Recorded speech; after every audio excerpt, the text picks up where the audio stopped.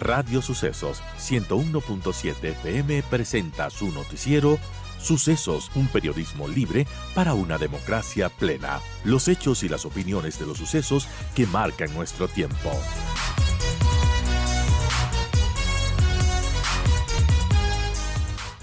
Hay una novedad y es que 4 de los 17 militares que habían sido retenidos en Cotacachi en el contexto del paro nacional ya fueron liberados. Y bueno, ¿cómo está la situación ahora mismo? Porque desde la CONAIE ayer se reunieron, tuvieron un consejo ampliado y decidieron ratificarse en el paro, seguir en las movilizaciones. Había una esperanza de que organizaciones, por ejemplo, indígenas de Cotacachi, estaban abiertas al diálogo. Todavía entiendo que esto se está sobre la mesa, aunque no se ha podido concretar. Hubo un intento fallido cuando se dio el octavo día de las protestas. Sin embargo, bueno, entiendo que todavía hay una luz al final de este túnel. Por ejemplo, hace poco la Federación de los Pueblos Quichua de la Sierra Norte declaraba una tregua temporal en las movilizaciones, aunque la CONAIE desconocía esto. Bueno, hay organizaciones que quieren el diálogo y bueno, ¿qué podemos pensar de esas posibilidades de diálogo? Gracias, señor alcalde, por acompañarnos. Bienvenido. ¿Cómo ve la situación actualmente? ¿Cómo está Cotacachi después de que se cumplen 12 días de este paro? Y bueno, ¿qué podemos decir de la situación? Bienvenido. Gracias por estar con Mm. nosotros. Bueno, buenos días. No sé si me escuchan Te bien. escuchamos muy bien, gracias. Con profunda preocupación, porque pese a que se han entregado a los 17 militares y a un policía nacional, no se ve apertura para el diálogo del gobierno nacional. Las organizaciones desde el inicio están abiertas a dialogar sin condiciones, al menos estos últimos 4 o 5 días. Y obviamente el sector productivo, que si bien es importante, pero también hay un problema de pánico acá en Cotacachi. Estamos cerrados los 6 ingresos que tenemos. Y obviamente porque Efraín Fuérez, que es el fallecido en el paro, es de Cotacachi, de la comunidad de Enguinchala, parroquia de Quiroga. De tal manera que con mucha preocupación nosotros pensamos que no debe haber condiciones para sentarse a dialogar, que esas condiciones deben discutirse instalada la mesa de diálogo, que sea quien sea el mediador debe haber, que sea quien sea el moderador deben sentarse a conversar. Y vuelvo a manifestar de que de parte de la UNORCAC, que es la organización campesina de Cotacachi, hay toda la apertura y pedirles al gobierno de que ya es hora que se sienten a conversar el sector productivo, los ganaderos que sacan la leche, ya no tienen ni en dónde botar la leche, el sector comercial, de igual manera el del cuero, el turismo complicado. Así es. Pienso que ya está en manos del gobierno de poner punto final a este paro. Es una situación bastante complicada. ¿Cómo está, por ejemplo, el tema de desabastecimiento en Cotacachi, ahora que, como usted dice, los 6 accesos que tienen están totalmente cerrados? Bueno, el abastecimiento se siente ya lácteos, algunas cosas, pero ha accedido la UNORCAC a abrir el corredor humanitario por donde está ingresando productos de primera necesidad, el gas, ambulancias, bomberos, de tal manera que ha habido esa consideración y cabe precisar también que este corredor humanitario no se hace solo en guerras, sino también en este tipo de paros, así que la gente cuando no dejan pasar las organizaciones campesinas e indígenas, cuestionan. Cuando se habla en corredor humanitario, cuestionan. Pedirles de que por favor se informen un poco más y a ustedes, a los medios, transmitir adecuadamente también esto. Y en este aspecto, precisar también que la responsabilidad del municipio o la competencia no es distribuir el gas, no es derogar el decreto 126 para que baje el diésel, ni tampoco exigirle al presidente de la República que se siente. Nosotros estamos haciendo como mediadores, como hicimos con los 17 militares, de un policía, pero no podemos como municipios en todo el Ecuador distribuir gas, no podemos bajar el precio del diésel, así que nos ayuden, que nuestra responsabilidad es garantizar los servicios básicos como agua, tema del alcantarillado, recolección de desechos sólidos, que estamos avanzando, normalizando eso, pese a las dificultades de la escasez o ausencia de diésel o de combustible, puesto que no tienen por dónde ingresar, porque desde Quito no hay paso a la altura de San Pablo. Qué compleja situación. Estamos conversando con el alcalde de Cotacachi, con don Omar Ceballos. Hace unos días se mencionaba que podía haber esta situación de diálogo. Las comunidades también, después de no acudir a esta llamado que se hizo, exigieron que las conversaciones se realicen en un espacio intercultural que garantice las costumbres de instituciones ancestrales. ¿Qué significa esto, Omar? ¿Qué podemos entender con un espacio intercultural? Y qué podemos entender con garantizar costumbres de instituciones ancestrales. Bueno, ahí hay un mal manejo de la comunicación en la gobernación, a mi modo de ver, me disculpan si me equivoco. ¿Cómo se puede invitar a una reunión del diálogo el día del traslado de Efraín Fuertes? Imagínese, póngase usted en su familiar, ¿qué priorizaría? ¿Cómo se puede invitar a un día y a una hora en la que había la Asamblea de Comunidades de aplicación y ejercicio de la justicia indígena? ¿Qué priorizaría? Si está de por medio incluso los 13 militares, porque un día anterior ya se había entregado 4. Entonces, esa falta de tino es lo que la UNOCAP plantea, que los espacios interculturales deben ser respetados porque no es que la presidenta Marta Túqueres ve un comunicado en la prensa y tiene que acudir. O sea, debería haber un comunicado más oficial a su correo electrónico o algo por el estilo. Deberían preparar ciertos protocolos anteriores a la mesa de diálogo. ¿Cuántos deben ir? ¿Quiénes deben ir? ¿En dónde debe ser? La hora. ¿Quién va a actuar de observador, de mediador y de moderador? A eso hay que complementar también de que hay que prever que haya alguien que maneje el lenguaje quichua también, ¿sí? Porque la Constitución le faculta a las comunidades indígenas usar su lenguaje incluso en la justicia occidental. Todas esas cosas hay que tomar en cuenta. Espacios interculturales es que no estén solo la presidenta y el cabildo o los 4 vicepresidentes de la UNORCAC, también hay un cabildo central, que son más personas. Hoy, con la gran desconfianza que se ha generado con otras organizaciones que han acudido solo el presidente o solo la directiva, las bases no están de acuerdo. Entonces, ¿para qué un diálogo en que la dirigencia acepte y las bases Claro. no? En la UNORCAC tienen que poner en consideración en los espacios interculturales que tienen y que las bases permitan también acudir al diálogo. Bueno, es una situación realmente compleja para muchos de los mestizos que vivimos en ciudades. Es difícil de comprender la idiosincrasia, cómo se toman las decisiones también en las comunidades indígenas. Y bueno, importante tener este diálogo con el alcalde de Cotocachi para ver cómo está la realidad y sobre todo ver qué tan posible es que se dé esa luz al final del túnel y que este paro pueda terminar finalmente y que todos podamos estar en paz trabajando y bueno, sobre todo trabajando y solventando los problemas que tiene el país. Andrés, ¿Qué tal, señor alcalde? Gracias por compartir con nosotros. Es importante escuchar lo que está pasando en Cotacachi, que como es la casa de la UNORCAC, es uno de los puntos más álgidos a territorio nacional en este paro que va cursando su 12º día. Quiero consultarle el tema de la justicia indígena que ha sido realmente controversial aquí en Quito, en la opinión pública.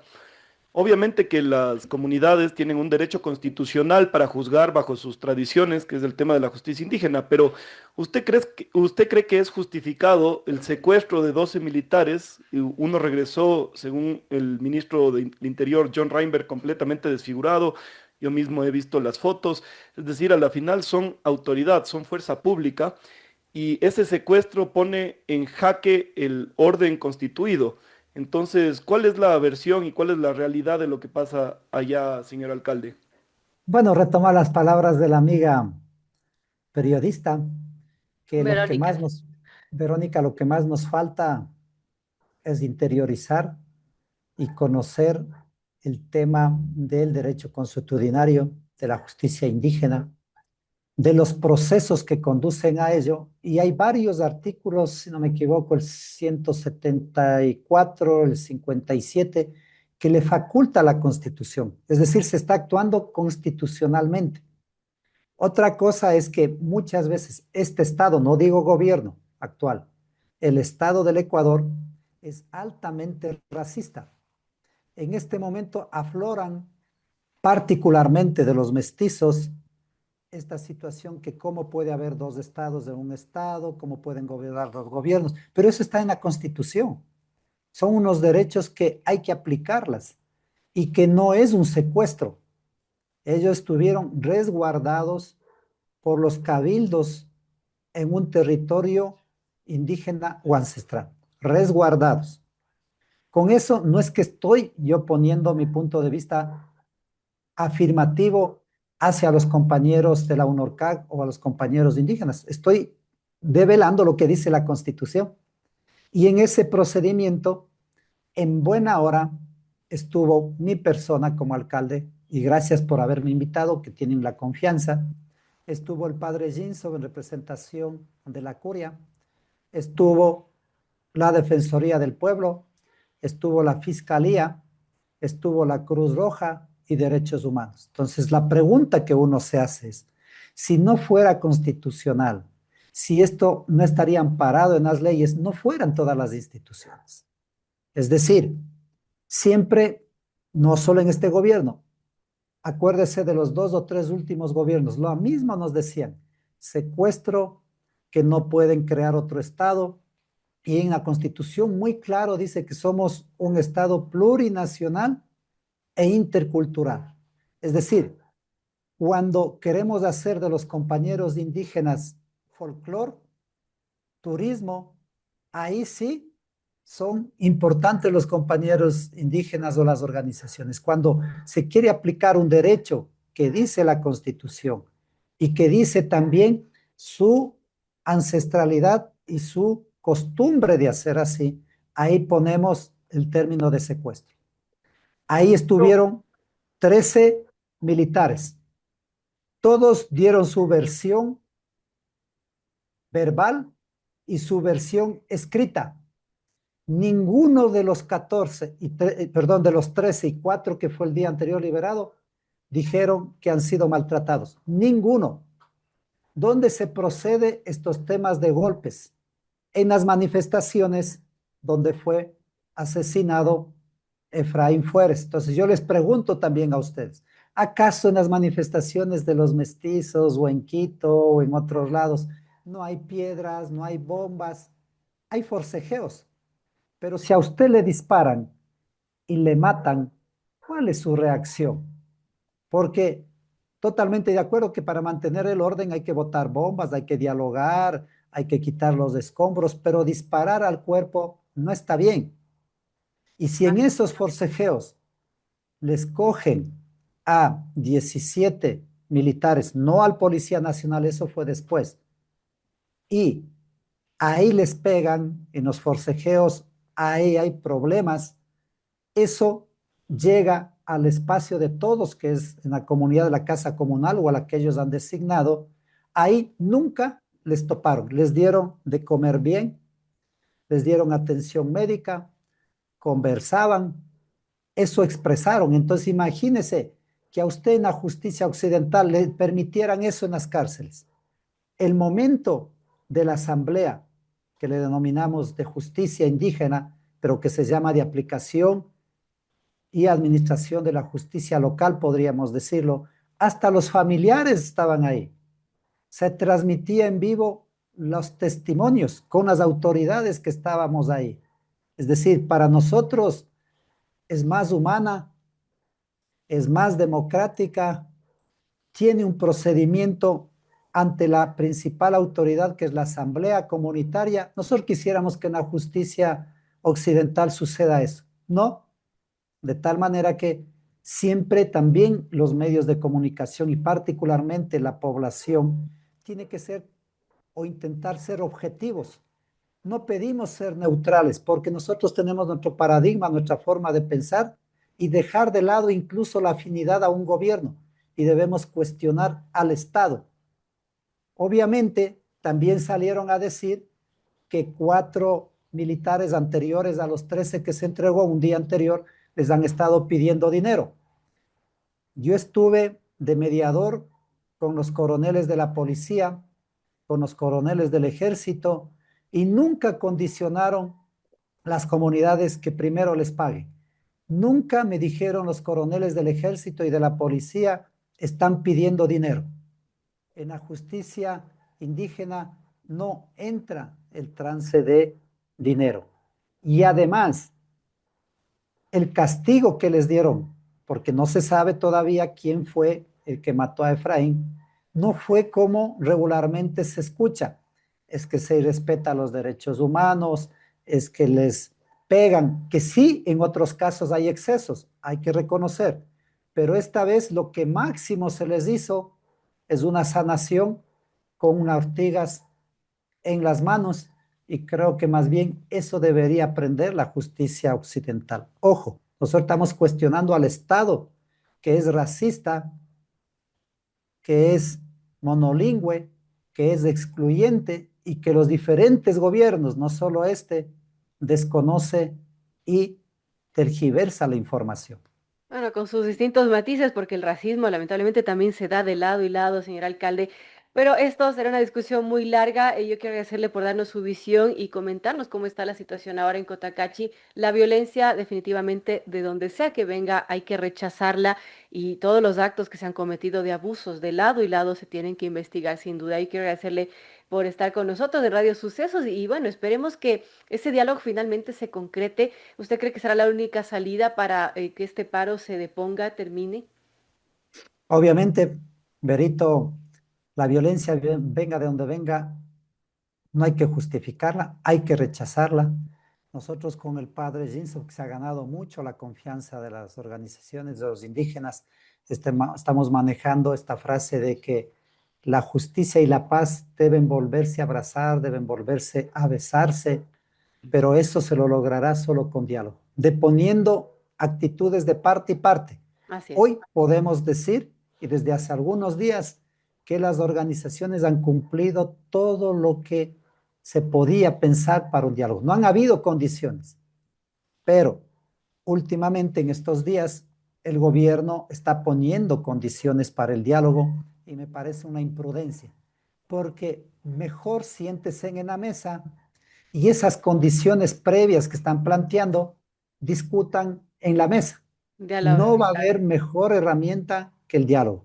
No solo los compañeros indígenas están perdiendo o ganando con el paro, también hay otras etnias. Pongámonos a pensar en los artesanos del cuero, pongámonos a pensar en los ganaderos que ya no tienen dónde botar la leche, de tal manera que el rol de los medios de comunicación es vital para ser objetivos y permítame decirle que ya es hora de presionar al gobierno a que se siente a conversar sin condiciones y que en la mesa habrán temas en los que hay acuerdo, habrán temas que no hay acuerdo, pero así se va construyendo la paz.